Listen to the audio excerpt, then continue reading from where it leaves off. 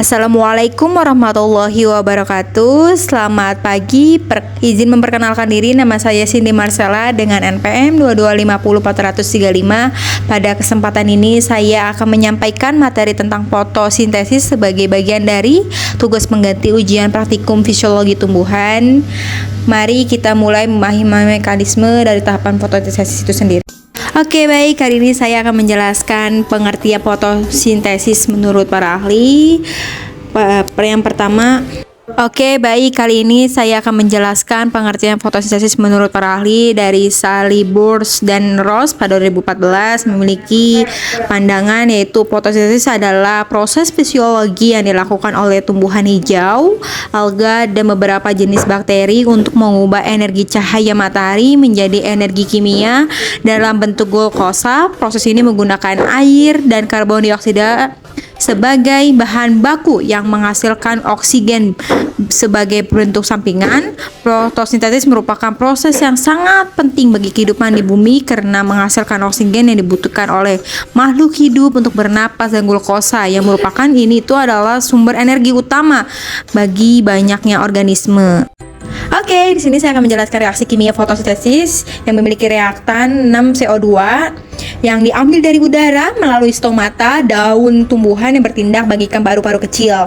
Terus plus 6H2O yaitu 6 molekul air yang diartikan diserap dari tanah melalui akar bagikan aliran kehidupan yang memberikan energi yang menghasilkan energi cahaya, sinar matahari. Sang pemberi daya ditangkap oleh klorofil pigmen dan daun yang menghasilkan produk yaitu C6H12O6. Satu glukosa ini yang senyawa gula sederhana, makanan utama bagi tumbuhan, menjadi sumber energi dan bahan baku untuk membangun sel. Dan plus 6O2 atau 6 oksigen ini dibebaskan ke atmosfer menjadi napas kehidupan bagi makhluk hidup yang memiliki energi cahaya yang berperan sebagai katalisator memicu reaksi kimia yang kompleks. Energi ini yang ditangkap oleh klorofil dan diubah menjadi energi kimia dalam bentuk ATP, adenin tirofat, dan NADPH, nikotin tinamida, dan adenin nukleotida fosfat atau ATP dan NADPH ini bagikan mata uang energi pada tumbuhan ini digunakan untuk menggabungkan antara CO2 dan H2O menjadi glukosa.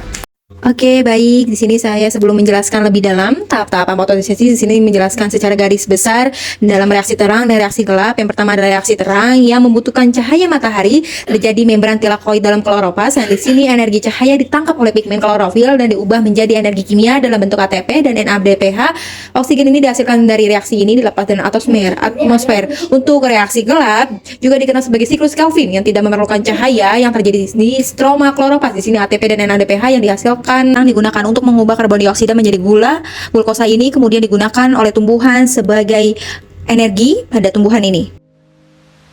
Di dalam bumi terdapat salah satu proses alami penting kehidupan makhluk, ialah proses fotosintesis pada tumbuhan. Proses fotosintesis bermula dari akar tumbuhan, yaitu akar yang menyerap pembuluh kayu atau silem dan membawa naik melewati batang dan kemudian menuju ke daun. Merupakan penting bagi kehidupan hasil fotosintesis yang merupakan glukosa dan oksigen yang semuanya proses di dalam daun. Yang kemudian daun terdiri dari helai daun yaitu lamina yang di datar dan tangkai daun atau peletous menempel pada batang dan menopang helai daun. Tidak semua tumbuhan tangkai daun, contohnya adalah rumput. Helai daun berbentuk datar tinggi, permukaannya lebar, ialah berguna untuk menyerap cahaya matahari.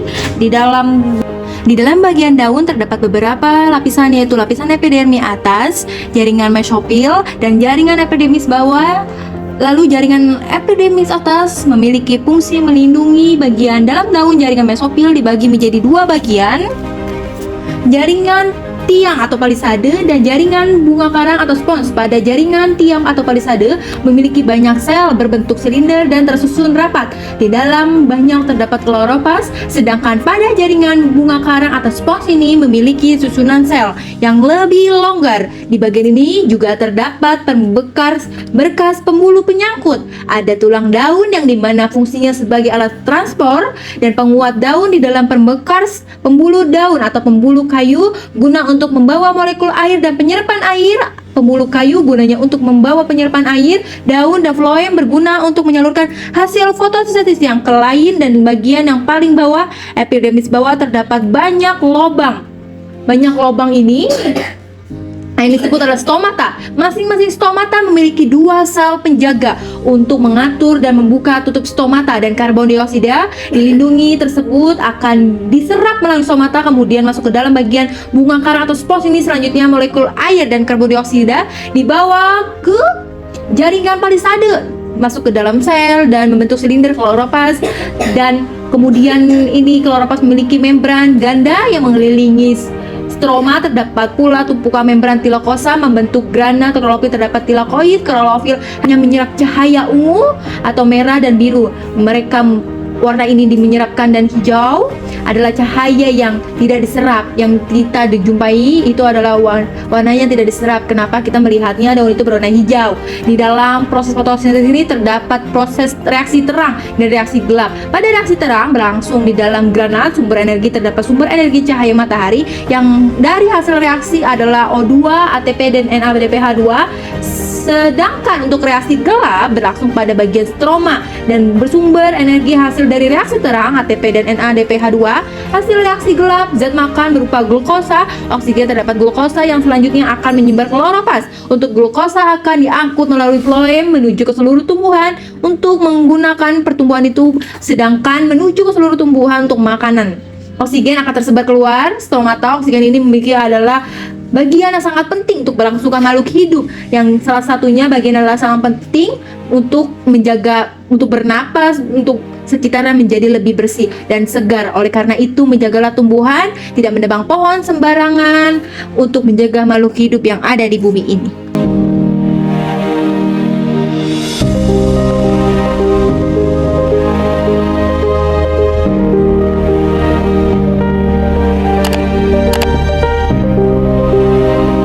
Selanjutnya saya akan menjelaskan sistem penyerapan air energi cahaya, yaitu ada 3 bagian. Yang A adalah struktur dan fungsi pigmen, fotosintesis, klorofil, dan karotenoid. Yang B adalah antena, klorofil, dan kompleks fotosistem. Yang C adalah bagian fotosistem 1 dan 2, yaitu penyerapan cahaya dan transfer elektron. Klorofil secara struktur. Untuk inti struktur klorofil ada porfirin, yaitu cincin organik mengandung atom atau magnesium yang terikat pada porifin. Terdapat ekor vitor rantai panjang hidrokarbon yang membantu klorofil menempel pada membran tilakoid dan kloropas. Ada beberapa jenis klorofil. Yang paling umum adalah klorofil A dan klorofil B. Yang berperan utama adalah klorofil A dalam penyerapan cahaya, sedangkan klorofil B adalah membantu memperluas spektrum cahaya yang diserap, yang memiliki fungsi. Klorofil ini adalah bagian antena yang menangkap energi cahaya, terutama biru dan merah. Energi cahaya ini digunakan untuk memicu reaksi kimia fotosintesis, mengubah CO2 dan H2 menjadi glukosa dan oksigen. Pada klorofil A dan B bekerja sama untuk menyerapkan berbagai warna cahaya yang memastikan fotosintesis berlangsung secara optimal. Karotenoid memiliki struktur adalah pigmen isoprenoid, terutama dari unit-unit stropomena yang terhubung, memiliki struktur terbuka dengan rantai panjang atom karbon yang terikat pada ikatan ganda. Ada banyak jenis karotenoid yang dengan warna beragam seperti kuning, orange, dan merah yang memiliki fungsi penyerapan cahaya. Karotenoid yang menyerap cahaya biru dan hijau yang tidak diserap dengan baik adalah oleh klorofil. Energi cahaya ini kemudian ditransfer ke klorofil untuk fotosintesis. Yang kedua adalah fungsi pelindung, yaitu karotenoid melindungi klorofil dan dari kerusakan akibat sinar matahari yang secara berlebihan. Mereka bertindak sebagai antioksidan, menetralkan radikal bebas, dapat merusak pigmen dan membran sel. Bagian B adalah kita membahas antena, klorofil, dan kompleks fotosistem. Pada kali ini kita akan membahas antena. Apa itu antena klorofil? Antena klorofil yaitu adalah kompleks protein yang tertanam dalam membran tilakoid dan diri kloropas. Di dalam kompleks ini terdapat molekul klorofil yang tersusun rapi. Dan bagaimana ya cara kerjanya antena klorofil ini? Cara bekerjanya antena klorofil ini adalah bagaikan antena radio yang menangkap sinyal elektromagnetik. Ketika sinar matahari mengeluarkan daun, energi cahaya diserap oleh molekul klorofil dalam antena. Energi ini kemudian ditransfer dari satu molekul ke klorofil ke molekul lainnya seperti estafet hingga mencapai ke pusatnya. Apa itu kompleks fotosistem? Kompleks fotosistem ialah pusat reaksi fotosintesis. Di sinilah energi cahaya diubah menjadi energi kimia dalam bentuk ATP dan NADPH. Terus bagaimana kerjanya ya kompleks fotosistem? Kerjanya dengan ketika energi cahaya mencapai pusat fotosistem, energi tersebut digunakan untuk memisahkan air menjadi proton, elektron, dan oksigen. Elektron ini kemudian ditransfer melalui serangkaian pembawa elektron menghasilkan energi bentuk ATP, proton, dan energi dari ATP digunakan mengubah NADPH. Untuk fotosistem pertama, yaitu penghasil energi kimia yang berada di membran tilakoid kloroplast memiliki fungsi utama menghasilkan NADPH, membawa energi penting untuk fiksasi karbon yang berproses fotosistem 1 menyerap cahaya terutama cahaya merah, dan energi cahaya digunakan untuk memisahkan air atau H2O menjadi proton, H+, dan elektron. Elektron berenergi tinggi ditransfer melalui rantai transport elektron menghasilkan energi kimia. Energi dari ATP digunakan untuk mengubah NADPH menjadi NADPH+ menjadi NADPH, membawa energi kaya elektron. Untuk fotosistem kedua, yaitu sama penghasil oksigen dan ATP yang berlokasi membran tilakoid di kloroplast memiliki fungsi utama adalah penghasilan ATP dan oksigen dalam proses fotosistem kedua, menyerapkan cahaya terutama cahaya biru. Energi cahaya digunakan memisahkan air H2O menjadi proton H+ dan elektron. Elektron yang berenergi rendah ditransfer ke fotosistem 1 dan proton H+ digunakan untuk menghasilkan ATP. Untuk oksigen, O2 dilepaskan sebagai produk sampingan yang memiliki kesimpulan fotosistem kedua ini bagaikan pembangkit energi listrik di pabrik oksigen mini menghasilkan ATP dan oksigen yang penting untuk fotosintesis dan kehidupan di bumi ini.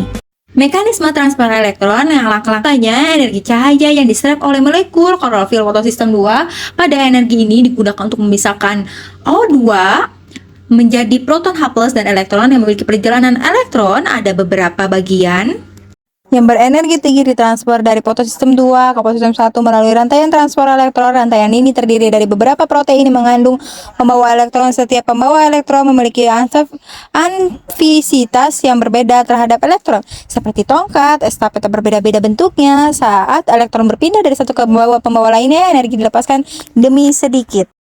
Pada rantaian transfer elektron, jenis rantainya ada dua jenis rantai transfer elektron dalam fotosintesis. Yang pertama ada rantai transfer elektron non-skilling menghasilkan ATP dan NADPH. Yang kedua ada rantai transfer elektron skilling. Hanya beberapa bagian menghasilkan ATP. Pada pembawa elektron adalah beberapa pembawa elektron dalam rantaian transfer elektron, diantaranya polos, kolosi atau PC. Yang kedua adalah sitokrom, yang ketiga adalah peridoksi, dan yang terakhir ada NADPH+ dan NADPH. Pada siklus Calvin, yaitu istilahnya jantungnya fotosintesis yang mengubah cahaya menjadi makanan. Siklus Calvin bagaikan sebuah pabrik gula mini di dalam tumbuhan, merupakan serangkaian reaksi kimia yang mengubah energi cahaya yang ditangkap dari matahari menjadi gula atau glukosa menggunakan karbon dioksida dari atmosfer. Dinamakan berdasarkan penemuannya, yaitu Morgan Calvin. Pada siklus ini terjadi di dalam stroma kloroplast, organel sel tumbuhan yang mengandung klorofil yang memiliki peran penting pada fotosintesis. Siklus Calvin bagaikan jantung fotosintesis bekerja sama dengan fase reaksi terang terjadinya di membran tilakoid klorofil untuk menghasilkan energi dan bahan baku bagi pembentukan gula. Pada fase terang ini menghasilkan ATP atau energi kimia dan NADPH pembawa berenergi yang tinggi yang kemudian digunakan dalam siklus Calvin untuk memanen energi CO2 mengubah jadi gula. Pada peranan fotosintesis bagi kehidupan, pada kali ini kita membahas dua peranan. Yang pertama adalah sumber makanan, yaitu fotosintesis menghasilkan glukosa, gula sederhana yang merupakan sumber energi utama bagi hampir semua makhluk hidup. Tumbuh-tumbuhan semua bergantung pada glukosa sebagai bahan bakar untuk menjalani aktivitas vital mereka. Yang kedua adalah peranan penghasil oksigen. Fotosintesis melepaskan oksigen sebagai produk sampingan. Pada oksigen ini bagaikan nafas kehidupan. Hampir bagi semua makhluk hidup di bumi kita menghirup oksigen untuk bernapas, dan oksigen pun berperan penting dalam kehidupan tumbuh-tumbuhan ini. Pada presentasi ini memiliki kesimpulan fotosintesis bagaikan jantung kehidupan bumi. Pada proses ini terjadi dalam klorofil tumbuhan, di mana energi cahaya matahari, air, dan karbon dioksida diubah menjadi glukosa dan oksigen. Glukosa menjadi sumber energi dan bahan baku utama bagi tumbuhan, sedangkan oksigen dilepaskan ke atmosfer untuk dalam respirasi seluler makhluk hidup. Pada fotosintesis ini tidak hanya untuk menopang kehidupan di bumi ini, akan tetapi juga menjaga keseimbangan gas di atmosfer dan memerangi perubahan iklim. Keanekaragaman hayati dan kesehatan planet bergantung pada proses ini. Oleh karena itu, pentingnya untuk menjaga dan melestarikan hutan dan tumbuhan hijau sebagai pahlawan yang diam-diam menjaga kelangsungan hidup kita.